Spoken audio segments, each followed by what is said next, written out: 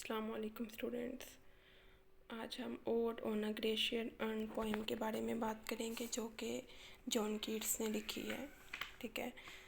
सबसे पहले हम पोएट के बारे में बात करेंगे, पोएम के बारे में बात करेंगे और फिर पोएम की वर्ड टू वर्ड ट्रांसलेशन के बारे में बात करेंगे।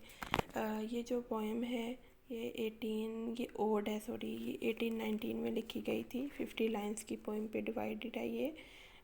हर जो स्टेंजा है इसमें 5 लाइन्स हैं, टोटल 5 स्टेंजा हैं इसके। ये एक कम्प्लेक्स एंड मिस्टीरियस पोइम है, सिंपल सी सेटिंग की गई है, फ्री वर्ड्स पोइम है ये ग्रेशियन अर्न के बारे में बात की गई है। अर्न एक सिंपल जो गमला होता है। ग्रेशियन मीन्स कि ये ग्रीक की अक्कासी कर रहा है, ग्रीस का जो एंशियंट टाइम था उसके अबाउट हमें कोई हिस्ट्री बताना चाह रहा है। इसके थीम्स हैं history, mortality and death, truth and beauty. Poet के बारे में बात करें तो ये जॉन कीट्स ने इसको पोएम को लिखा है, ओड को लिखा है। इसकी जो बर्थ है वो 31 अक्टूबर 1795 में हुई थी एंड इसकी डेथ 23 फेब 1821 में हुई थी। यंग एज में ही उनकी डेथ हो गई थी ट्यूबरक्लोसिस की वजह से। ये एक रोमांटिक पोएट थे और इनके कुछ फेमस वर्क हैं जिनमें है ode to a nightingale, sleep and poetry, on first looking into Chapman's Homer. ठीक है। देन अब हम बात करते हैं पोएम ओड के बारे में, इसकी वर्ड टू वर्ड ट्रांसलेशन के बारे में बात करते हैं। ठीक है। तो यहाँ पे थो वर्ड का यूज़ किया गया है। Thou still unravish bride of quietness. Thou means के यू, ओल्ड इंग्लिश में थो को यू कहते थे। You still unravished bride of quietness, तुम स्टिल अभी तक एक पहली रात की दुल्हन की तरह हो जिसे अभी तक छुआ नहीं गया, जो अभी तक वर्जिन है। देन कहते हैं you foster child of silence and slow time and silence के तुम की तरह हो, कि अडॉप्टेड बच्चे की तरह हो। वो कहते हैं कि जैसे हम कोई बच्चा अडॉप्ट करते हैं तो वो बहुत इनोसेंट सा होता है। ठीक है। चुप होता है, उसे किसी के बारे में पता नहीं होता, तो वो बहुत ही इनोसेंट सा बिहेवियर सबके साथ रखता है। तो इस तरह वो इसकी इनोसेंट, उसकी मासूमियत और उसकी ब्यूटी के बारे में हमें बताना चाह रहे हैं, जिसके लिए ये सिमिलीज हैं कुछ, वो ये यूज़ कर रहा है। वह अर्न से बात करते हुए कहता है सिल्वियन हिस्टोरियन, तुम एक अनपढ़ हो, गवार हो, हु कांस था एक्सप्रेस, जो कि बोल नहीं सकते, जिसे ज़्यादा कुछ पता नहीं है, फिर भी हमें तुम बता रहे हो अ फ्लावरी टेल, जो तुम्हारे ऊपर ये फूल बूटियाँ बनी हैं, more sweetly than our rhyme, ये हमारी लिखी गई कहानियों से ज़्यादा अच्छी लग रही हैं। वट लीव फ्रिंग्ड लेजेंड हॉर्न्स about thy shape of deities or mortals or both. कहता है तुम्हारे ऊपर ये जो मुख्तलिफ मूर्तियाँ बनी हैं, तुम्हारे ऊपर ये डाइटीज़ एंड मोर्टल्स यानी कि खुदाओं की या इंसानों की या दोनों की ये जो शक्लें बनी हैं, शेप्स बनी हैं, ये हमें कोई ना कोई कहानी बता रही हैं और ये कहानी ज़्यादा खूबसूरत और मीठी लग रही है उन तमाम कहानियों से जो कि हम लिखते और सुनते हैं, या फिर वो लोग जो कहानियाँ लिखते और सुनाते हैं उनसे ज़्यादा खूबसूरत हमें तुम्हारी ये पेंट की गई बोलती हुई हमें कहानी लग रही है। देन क्या उससे ना देन क्वेश्चन पूछता है, कहता है इन temp are dells of Arcady, ये किसके बारे में है? टैम्प के बारे में है या डेल्स ऑफ आर्केडी है? यहाँ पे टैम्प जो है ये एंशियन ग्रीक को शो कर रहा है। एंशियन ग्रीक में एक जगह थी जिसे लैंड ऑफ ग्रेट ब्यूटी कहा जाता था, उसको टैम्प कहते थे। देन डेल्स ऑफ आर्केडी, ये एंशियन ग्रीक टाइम में आर्केडिया की एक स्टेट थी। ठीक है। कहते हैं what men or gods are these, कहता है इसके ऊपर ये जो इंसान या ये खुदा बने हैं ये कौन है? व्हाट मेडन लॉथ खूबसूरत लड़कियों को कहा गया है। कहते हैं व्हाट मेडन लॉथ, ये खूबसूरत लड़कियां कौन हैं? व्हाट मैड पुरसुइट, ये जवान लड़के कौन हैं? व्हाट स्ट्रगल टू एस्केप, ये यहाँ से भागने की कोशिश कौन कर रहा है? व्हाट पाइप्स एंड ट्रिम्बल्स, ये म्यूज़िकल इंस्ट्रूमेंट्स एंड बांसुरी क्यों हैं? व्हाट विल्ड एक्टेसी, कहते हैं या क्या यहाँ पे कोई हादसा हुआ था, क्या यहाँ पे कोई इंसिडेंट हुआ था? देन सेकंड सेंटेंस स्टार्ट होता है जिसमें कहते हैं heard melodies are sweet but those unheard. कहता है ये जो मैं सुन रहा हूँ ये बहुत मीठी आवाज़ है, लेकिन तुम बोल नहीं सकते, तुम मुझे सुना नहीं सकते, फिर भी मैं सुन रहा हूँ। आर स्वीटर ये बहुत मीठी है, therefore ye soft pipe play on ये किसी बांसुरी की आवाज़ की तरह स्वीट है, not to the sensual ear but more endeared. यानी कि ये जो इसके ऊपर डिफरेंट चीज़ें बनी हैं, ना तो ये बोल सकती हैं ना ये अर्न बोल सकता है, लेकिन हम यहाँ से देख के इमेजिन ज़रूर कर सकते हैं। तो उसने कहा है कि वो जो ये सब कुछ देख के इमेजिन कर रहा है ये उसे बहुत खूबसूरत लग रहा है। Pipe to the spirit ditties of no tone fair youth beneath the trees. ये कहता है ये ट्रीज़ के नीचे एक जवान लड़का बैठा है जो कि बांसुरी बजा रहा है। तो कांट नॉट लीव, कहता है तुम अपनी ये बांसुरी बजाना कभी भी बंद नहीं कर सकोगे और ना ही तुम ये बजाना बंद करना।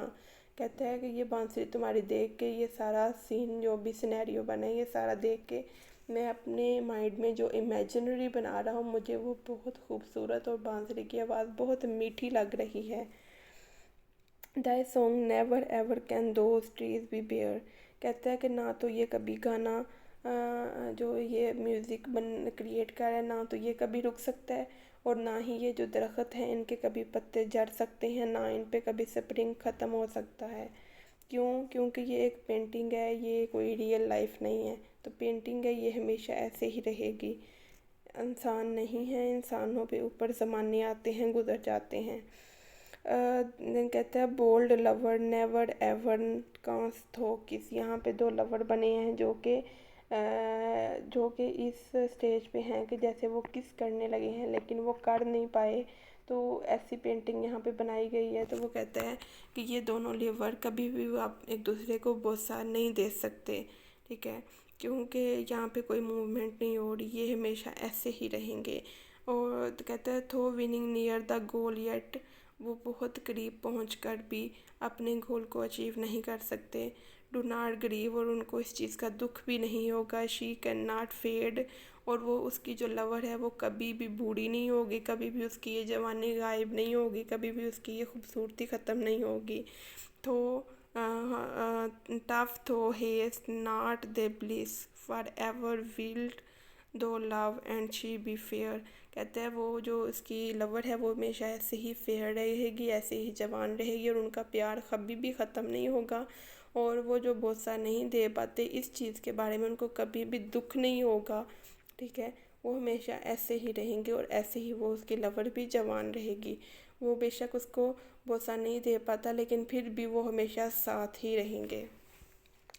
देन इसके थर्ड स्टैंजा के बारे में बात करते हैं, ठीक है। थर्ड स्टैंजा में कहता है आ हैप्पी हैप्पी बफ्स, वो खुशगवार डालियाँ, वो खुशगवार बूटियाँ, डैट कैन नॉट शेड, वो कभी भी मुरझाएंगी नहीं, वो उनके कभी भी पत्ते नहीं झड़ेंगे। Your leaves not ever bid the spring, वहाँ पे स्प्रिंग कभी ख़त्म नहीं होगा। And happy melodies unwearied for ever piping songs for ever new. उसने कहा कि वो जो लड़का वहाँ पे पाइप जो बांसुरी बजा रहा है वो ऐसे ही बजाता रहेगा, उसकी म्यूज़िक कभी भी ख़राब नहीं होगा। जैसे नए लोग आ जाते हैं तो पहलों के म्यूज़िक पुराने हो जाते हैं, उसका म्यूज़िक वो कभी भी पुराना नहीं होगा। और दरख्तों पे लगे पत्ते कभी भी नहीं झड़ेंगे, वो ऐसे ही रहेंगे, उनका स्प्रिंग कभी ख़त्म नहीं होगा। More happy love, more happy love for ever warm and still to be enjoyed, हमेशा ऐसे ही खुशगवार रहेगा सब कुछ। For ever panting and for ever young, जब तक ये पेंटिंग रहेगी ऐसे ही सब कुछ यंग रहेगा। यहाँ पे कौन सी कोई मूवमेंट हो रही है? जो हमारी रियल लाइफ होती है उसमें मूवमेंट्स होती हैं, उसमें ज़माने आते हैं, ज़माने गुजर जाते हैं, हमारी जनरेशन आते हैं, जनरेशन गुजर जाती हैं। कहता अब वो इंसानों के बारे में बात करता है। इंसानों से कहता है कि इंसान इसके बिल्कुल अपोजिट हैं। हालांकि ये दरख्त हैं, ये पेंटिंग है, इसमें जो कुछ भी बना है ये हमेशा ऐसे ही रहेगा, कभी भी शेड नहीं होगा, कभी भी मुरझाएगा नहीं, कभी भी ये जो है ना ख़त्म नहीं होगा। ऐसे ही हमेशा जो कुछ बना है फ्रेश रहेगा, यंग रहेगा, खूबसूरत रहेगा। अब वो इंसानों के बारे में बात करते हैं। All breathing human passion for above, कहता है कि इंसानों के जज्बात होते हैं, वो जज्बातों को जज्बात से सोचते हैं।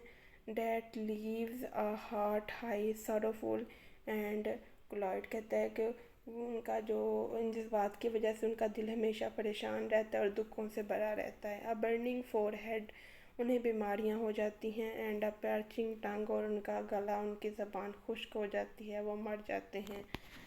देन वो फोर्थ स्टैंजा के में कहता है who are these coming to the sacrifice, ये कौन लोग हैं जो कि कुर्बान गाह की तरफ आ रहे हैं। ये पेंटिंग के ऊपर जो लोग बने उनकी बात कर रहा है। टू वट ग्रीन आल्टर, ये सब्ज़ाजार सब्ज़ा कुर्बानगाह में। ओ मिस्टीरियस प्रीस्ट, एक प्रीस्ट भी है।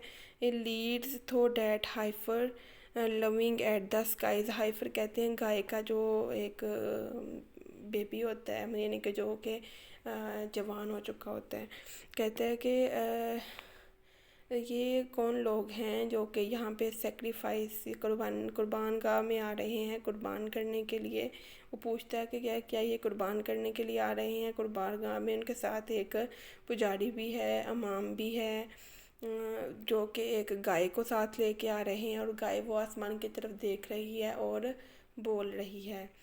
And all her silken flanks with garland dressed, वो कहता है कि इसके जो सिल्की सिल्की से बाल हैं उनके उनके ऊपर जो है उसको सजाया गया है। जैसे हमारे मुस्लिम पीपल में क्या होता है कि जो कुर्बानी के जानवर होते हैं उनको उनके ऊपर मेहंदी से कलर्स बनाए जाते हैं, उनको मुख्तलिफ़ कलर लगाए जाते हैं, उनको मुख्तलिफ़ गजरे पहनाए जाते हैं। ठीक है, तो इसी तरह वो कहता है कि उसको सजाया गया है। What little town by river or sea shore, कहते हैं कि वो इलाका, वो छोटा सा टाउन, वो छोटा सा विलेज जहाँ से ये लोग आए हैं, ज़रूर ये किसी ऐसे विलेज से आए हैं जहाँ पे इनके उस विलेज के साथ से कोई रिवर या समंदर का किनारा गुज़रता हो। और माउंटेन, या ये वहाँ से आए हैं जहाँ कोई पहाड़ियों पे उनका घर हो विद पीसफुल साइटडल, ठीक है, पहाड़ी के साथ कोई वादी हो। इज़ एम्प्टीड ऑफ दिस फोक, ये जहाँ से भी आए हैं जो सा भी विलेज है वो ज़रूर अब तक खाली हो चुका होगा। दिस पियोस मॉर्न, आज की सुबह ये ज़रूर खाली हो चुका होगा। And little town tries treats for ever more, और उस टाउन की सड़कें हमेशा खाली ही रहेंगी। ये उन लोगों की बात कर रहा है जो यहाँ पे पेंटिंग में इकट्ठे हुए हैं। कहता है कि ये लोग कि ज़रूर किसी विलेज से आए हैं और वो छोटा सा विलेज अब खाली हो गया होगा और उसकी सड़कें अब हमेशा खाली ही रहेंगी। क्यों? Will silent be and not a soul to tell, कहता है यहाँ वहाँ पे कोई इंसान, कोई रूह नहीं होगी जो किसी को बताएगी। Why thou art desolate can ever return, कहता है कोई ऐसी सोल नहीं होगी जो किसी को बताएगी कि यहाँ पे कौन लोग थे, वो कहाँ गए और क्यों अब तक वापस नहीं आए। वो गांव हमेशा खाली रहेगा, उसकी सड़कें हमेशा खाली रहेंगी। क्यों? क्योंकि ये एक पेंटिंग है, इसमें कोई मूवमेंट नहीं हो रही, ये कोई रियल लाइफ नहीं है। ठीक है, तो वो इस तरह एक इमेजिनरी अपने दिमाग में बना रहा है जो कि वो इस पोइम में बता रहा है। देन इसका लास्ट स्टैंजा है, फिफ्थ स्टैंजा, उसमें कहता है ओ एटिक शेप। अब वो अर्न की शेप के बारे में बात कर रहा है। O attic shape fair attitude be brede, कहते हैं अर्न की शेप एक एटिक की तरह है, उसकी लंबाई भी अच्छी है और इस पर फूल और इंसान बने हैं। Of marble men and maidens overwrought, कहते हैं इसके ऊपर फूल और इंसान बने हैं। विद फॉरेस्ट ब्रांचेज, कुछ जो है जंगल और उसमें दरख्त झाड़ियाँ बनी हैं। एंड द ट्रोडन वीड, झाड़ियाँ बनी हैं, बूटियाँ बनी हैं। तो silent form dost tease us out of thought as doth eternity cold pastoral, यहाँ पे वो कहता है कि इस पे ये सारी चीज़ें बनी हैं, ये हमें कोई ना कोई स्टोरी बता रही हैं।